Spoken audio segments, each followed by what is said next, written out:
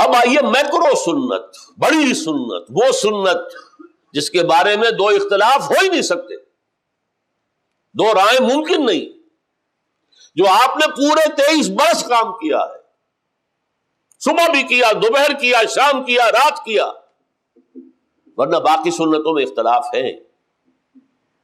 رفع یدین اختلاف ہے کہ نہیں؟ احناف کے ہاں نہیں ہے، ایک ہی دفعہ ہے بس تکبیر اولیٰ کے ساتھ، بعد میں نہیں ہے۔ شوافع، حنابلہ ان کے ہاں ہے، اہل حدیث کرتے ہیں، تو اختلاف تو ہو گیا نا کہ یہ سنت ہے یا نہیں۔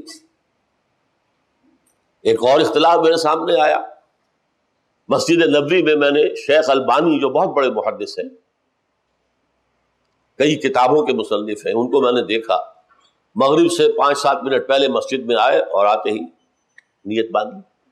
حیران ہوا کہ ہم نے تو یہ سنا ہوا تھا کہ فجر کی نماز کے بعد سے لے کر سورج کے پوری طرح طلوع ہو جانے تک کوئی سجدہ، کوئی نماز نہیں، اور عصر کی نماز پڑھ لینے کے بعد سورج کے غروب ہو جانے تک پوری طرح کوئی نماز نہیں، کوئی سجدہ نہیں۔ معلوم ہوا یہ بھی لوگوں کے نزدیک سنت ہے، کیونکہ حدیث ہے کہ جو مسجد میں داخل ہو وہ 2 رکعت تحیۃ المسجد پڑھے بغیر مت بیٹھے۔ اب یہ 2 حدیثیں آ گئی ایک دوسرے کے مقابل، اب یہ فقہا کا کام ہوتا ہے کہ کون سی حدیث جو ہے وہ قابل ترجیح ہے۔ یہ بھی حدیث ہے عصر کے بعد کوئی سجدہ نہیں، غروب شمس سے قبل، اور فجر کے بعد کوئی سجدہ نہیں، طلوع شمس سے قبل، حدیثیں ٹکرا گئی نا۔ تو لیکن وہ سنت جو میں اب آپ کو بتا رہا ہوں میکرو سنت، اس میں کوئی اختلاف نہیں۔ وحی کے آغاز سے لے کر زندگی کے آخری دم تک حضور نے 2 کام کیے، دعوت اللہ اور اقامت دین، اللہ کے دین کو قائم کرنے کی جد و جہد۔ کیا کوئی لمحہ اس سے خالی تھا؟ راتوں کو کھڑے ہو کر دعائیں مانگ رہے ہیں، اے اللہ عمرو بن ہشام یا عمر ابن الخطاب میں سے کسی ایک کو تو میری جھولی میں ڈال دے، دن بھر اِنَّ لَكَ فِي النَّهَارِ صَبْحًا طَوِيلًا، محنت و مشقت۔ کوئی مجنون کہہ رہا ہے، کوئی پاگل کہہ رہا ہے، کوئی شاعر کہہ رہا ہے، کوئی شاعر کہہ رہا ہے، کیا نہیں کہا گیا، کذاب کہہ رہا ہے، جھوٹا۔ پھر صحابہ نے کیا کیا تکلیفیں نہیں جھیلی اس تبلیغ دین کے لیے، پھر اقامت دین کے لیے۔ کئی 100 صحابہ نے جانیں دی ہے تو دین قائم ہوا تھا، یوں ہی نہیں ہو گیا تھا، گھر بیٹھے نہیں ہو گیا تھا۔ حضور زخمی ہوئے، خون کا فوارہ چھوٹا ہے، اتنا خون چلا گیا کہ بے ہوش ہو گئے، اور خبر اڑ گئی ہے غزوہ احد میں کہ آپ کا انتقال ہو گیا۔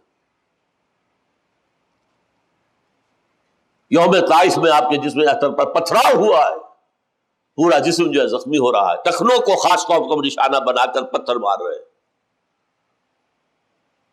یہ سارا کچھ کس لیے تھا؟ یہ ہے سنت، سب سے مؤکد سنت، سب سے بڑی سنت۔ اسے آج ہم جانتے ہی نہیں۔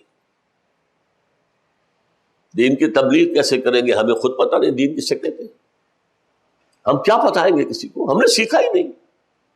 ہم نے ڈاکٹری پڑھ لی، ہم نے انجینئرنگ کر لی، ہم آج کل ایم ایس کمپیوٹر دوڑ لگی ہوئی ہے، اونچے اداروں میں 30 ہزار روپیہ ماہانہ فیس دے کر لوگ پڑھ رہے ہیں۔ لمس لاہور میں جو ہے 30,000 منتھلی۔ دین کو کون پڑھتا ہے؟ تو مولوی کا کام ہے، اس کو جاب دے دیں گے، مسجد میں خطیب بنا دیں گے، بس۔ یہ ہے سنت، میکرو سنت، سب سے بڑی سنت، جو پورے 23 برس رہی۔ اور سنیں گے تو شاید اور مجھ سے پریشان ہو جائے۔ مکان بنانا سنت نہیں ہے، حضور نے نہیں بنایا۔ جائیداد چھوڑ دینا سنت نہیں ہے، حضور نے نہیں کوئی جائیداد نہیں چھوڑی۔ سنت کسے کہتے ہیں؟ حضور کا طرز عمل، کوئی نسبت ہے ہماری، کوئی تعلق ہے ہمارا۔ من رغب عن سنتی فلیس منی۔ نوجوان عزم کریں کہ عربی پڑھیں گے، قرآن سمجھیں گے اور سمجھائیں گے۔ خیرکم من تعلم القرآن وعلمہ۔ بڑے بوڑھے جا کر لوگوں سے یہی کہیں کہ بیٹو ہماری تو زندگیاں ہم نے ضائع کر دی، اب سوائے رونے کے ہمارے پاس کوئی چارہ نہیں، لیکن یہ رونا بھی اللہ قبول کر لے گا۔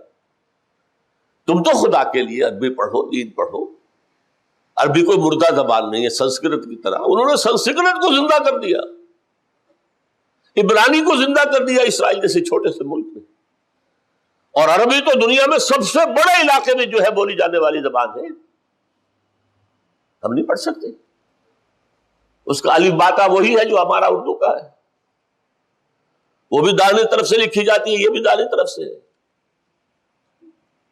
اردو سندھی کا کوئی ایک جملہ نہیں ہو سکتا جس میں عربی کا لفظ نہ ہو، جملہ عربی کا لفظ ہے، لفظ عربی کا لفظ ہے، پھر بھی ہم عربی نہیں پڑھ سکتے، تو کیا تبلیغ کریں گے؟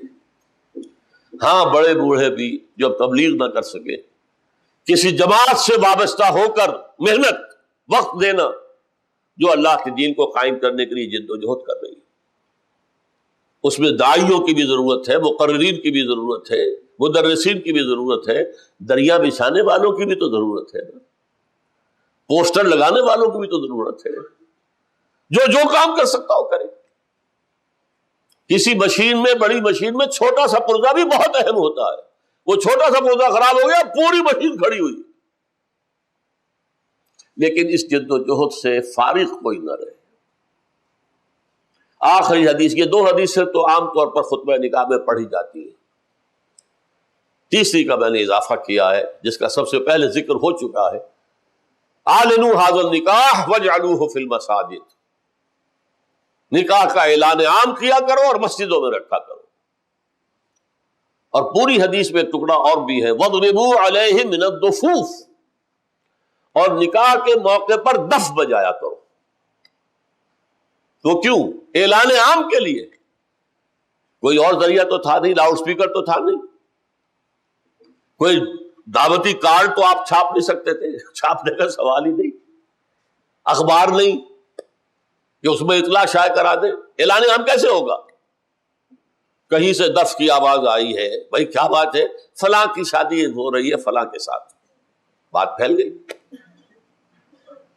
میں نے اپنی 5 بچیوں کی 7 دفعہ شادی کی ہے، ایک بیوہ ہو گئی تو دوبارہ نکاح کیا، ایک کی ابھی خلا لینی پڑی تو اس کا دوبارہ نکاح، تو 5 بچیاں 7 دفعہ نکاح، اور میں اپنے آنسو کبھی ضبط نہیں کر سکا ان کی رخصتی کے وقت، اور میں صرف یہ کرتا تھا، کوئی کارڈ بھی نہیں، اخبار میں چھوٹا سا اشتہار کہ میری بچی کا نکاح ہے فلاں وقت فلاں جگہ، جو تشریف لا سکتے ہیں سر آنکھوں پر دعائے خیر میں شریک ہو جائیں، نہ آ سکتے ہو اپنی جگہ دعائے خیر دیں، بس ختم، کوئی دف بجانے کی اب ہمیں ضرورت نہیں رہی۔ تو اعلنوا ھذا النکاح واجعلوہ فی المساجد، اعلان عام کیا کرو اور مسجدوں میں رکھا، اس پر تو ہم عمل کر سکتے ہیں۔